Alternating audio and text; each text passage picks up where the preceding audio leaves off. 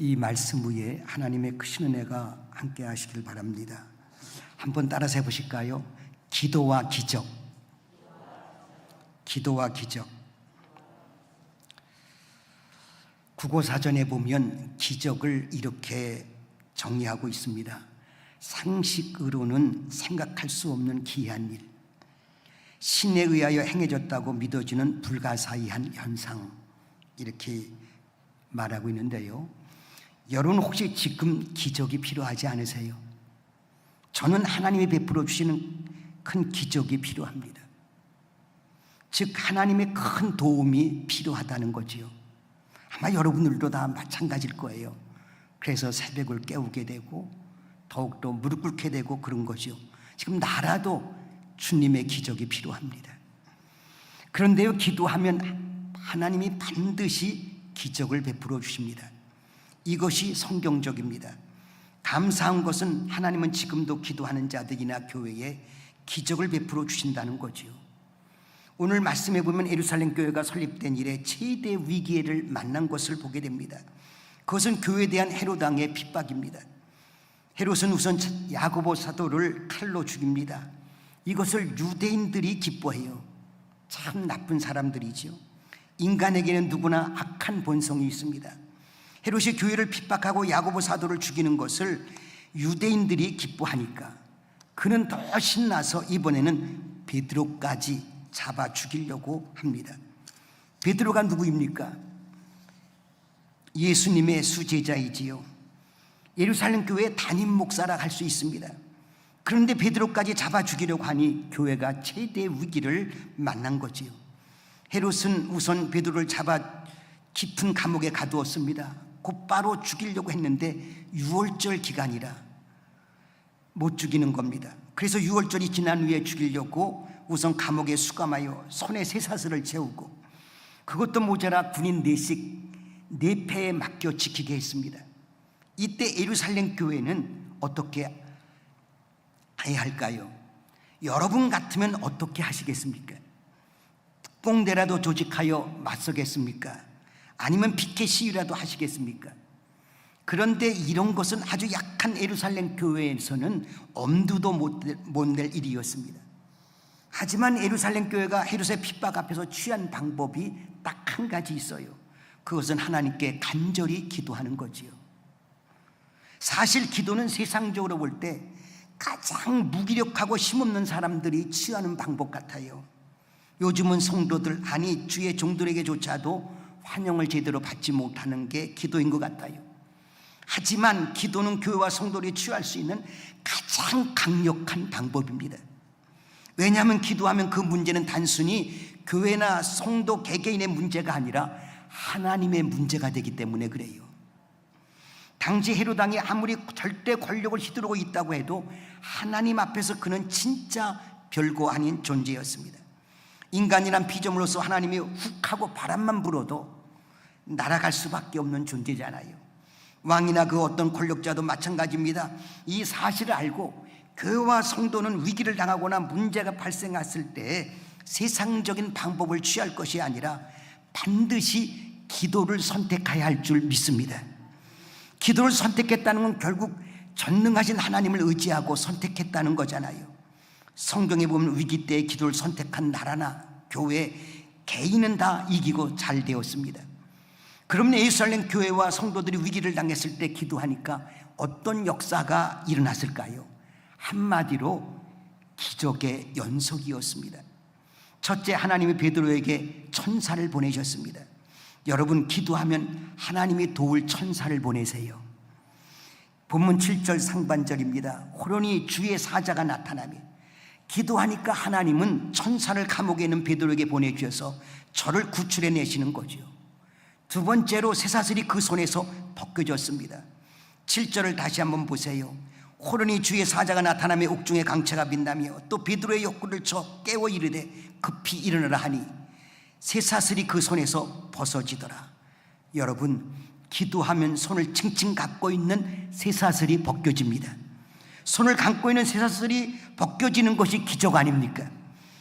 그렇다면 여러분을 감고 있는 쇠사슬은 무엇입니까? 이 시간 여러분을 칭칭 갖고 있는 고통과 문제의 쇠사슬이 예수의 이름으로 다 벗겨지기를 축원합니다. 세 번째, 감옥의 문을 지키는 파수꾼들의 눈을 잠시 멀게 하셨습니다. 10절 상반절입니다. 이에 첫째와 둘째 파수를 지나 감옥의 문을 지키는 파수꾼들이 눈을 부릅뜨고 그 문을 지키는데 하나님은 그들의 눈을 잠시 보지 못하게 하신 겁니다. 그래서 베드로가 아무 문제 없이 첫째 둘째 파수를 지나 안전하게 나오게 된 거지요. 기도하니까 하나님이 그렇게 역사하신 겁니다. 넷째는 새 문이 열려졌습니다. 10절 중반절에 보면 시내로 통한 새 문에 이르니 문이 저절로 열리는지라. 여러분, 그 단단한 감옥의 새 문이 어떻게 저절로 열립니까? 그것도 간수가 그 문을 단단히 잠가놨는데 말입니다. 그런데 열렸습니다. 잠긴 새 문이 열리는 것이 기적 아닙니까?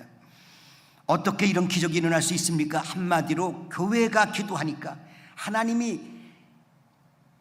전혀 안 잠긴 것처럼 소리도 없이 열어주신 겁니다. 혹시 여러분이나 여러분의 자녀의 인생길을 가로막고 있는 단단히 잠긴 쇠문 같은 것은 없습니까?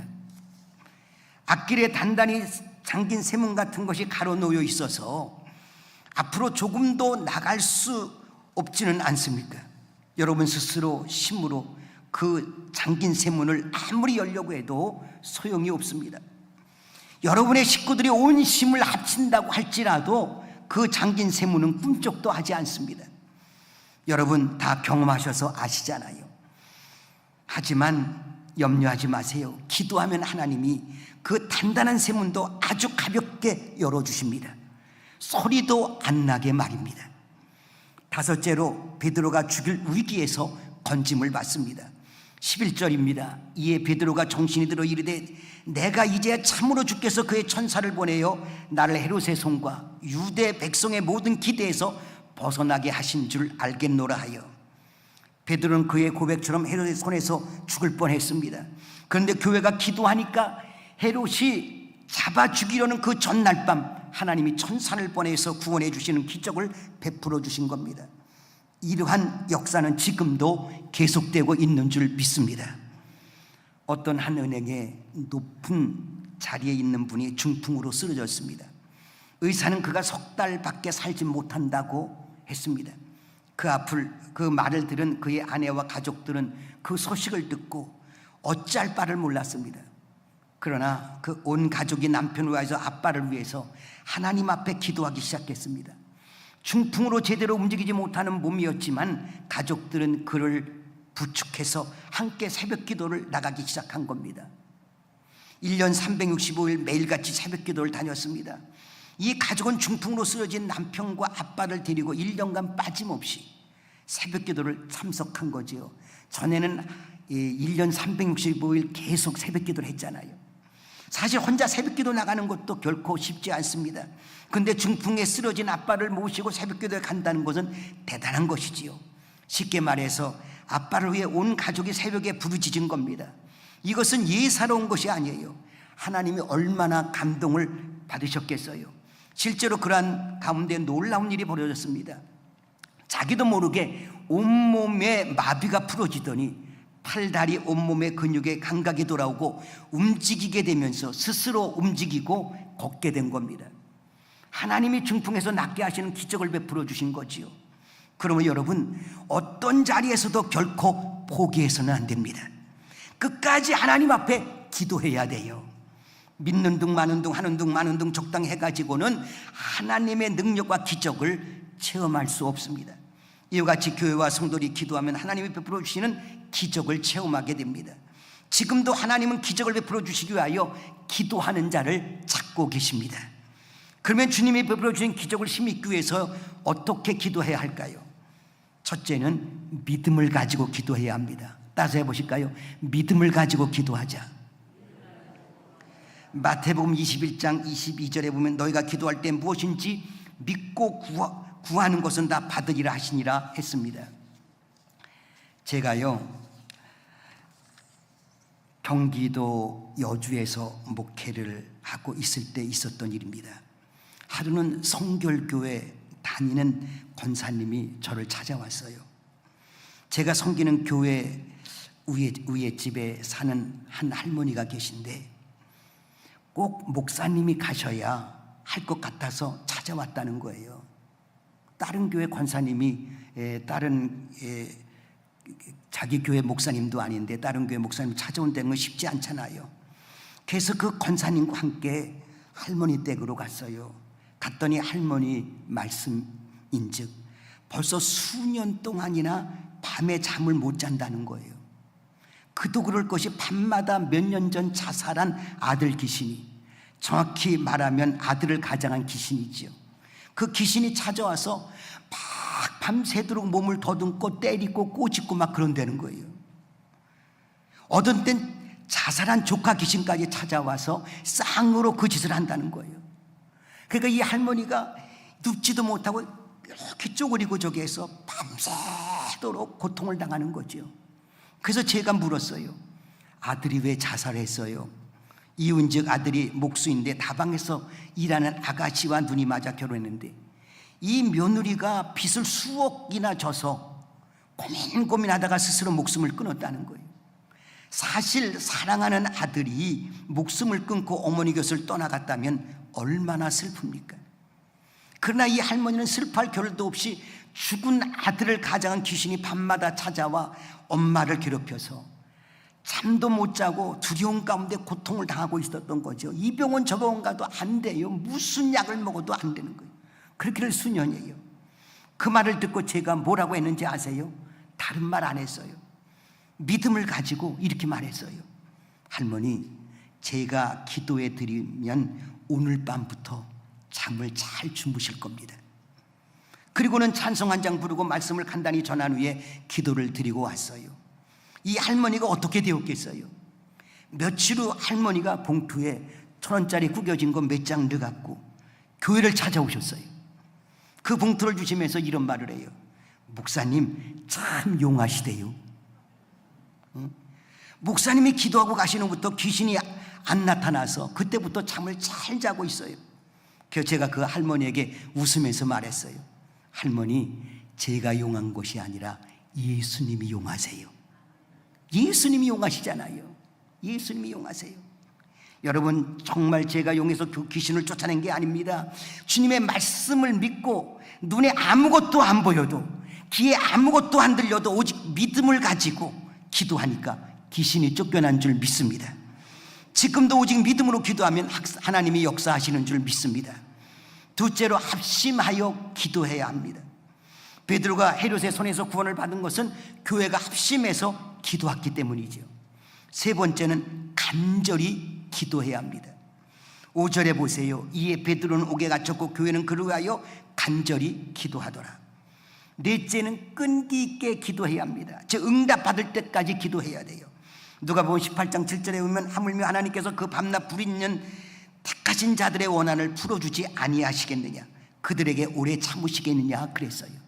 그러니까 조금 하다가 중단하는 것이 아니라 응답받을 때까지 기도해야 된다는 거예요.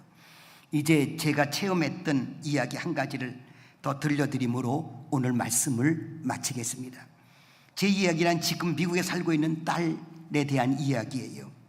흔히들 101호나 102호나 마찬가지라는 말이 있잖아요. 무슨 말인가 하면 모든 사람, 모든 가정은 겉으로 보기에는 다 편안한 것 같아도 뜯어보면 다 문제가 있다는 거예요. 목사인 저도 마찬가지죠. 저의 딸아이가 중학교 1학년 때 미국에 갔어요.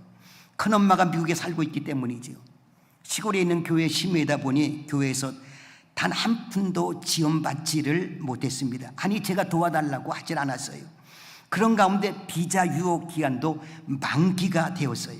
이제 아이가 자연스럽게 불법 체류자가 된 거지요. 다행히 미국에 있는 친구 목사의 도움으로 영주권을 얻을 수 있는 기회가 왔어요. 페티션이 떨어진 거죠. 그런데 고민이 생겼습니다. 미국에 가서 인터뷰를 하려면 교회를 한 달간 비워야 돼요. 미국에 가서 그래서 미국에 가서 영주권을 따느냐 아니면 그것을 교회를 위해서 포기하느냐 기로에 선 거지요. 그래서 기도하는 가운데 교회를 우선 생각하고 영주권 따는 것을 포기했어요. 아이의 문제는 하나님께 맡기고 말입니다. 그런 가운데 시간이 흘러 아이가 대학에 들어가야 하는데 돈이 없어요. 정말 한 푼 없는 거예요. 심지어 미국에 사는 큰 아빠까지 도와주긴커녕 쟤는 이제 곧 추방될 것이라고 공경원이 아이 앞에서 말을 해요. 정말 어려우니까 형제도 도움이 전혀 되지 않더라고요. 설상가상으로 당시 섬기는 교회도 좀 어려움이 있었고요. 어떠합니까? 할 수 있는 것이라고는 오직 기도밖에 없어요. 그런데 기도하는 가운데 이런 감동이 와요. 그 학교 총장을 찾아가 봐라. 그 학교 총장을 찾아가 봐라.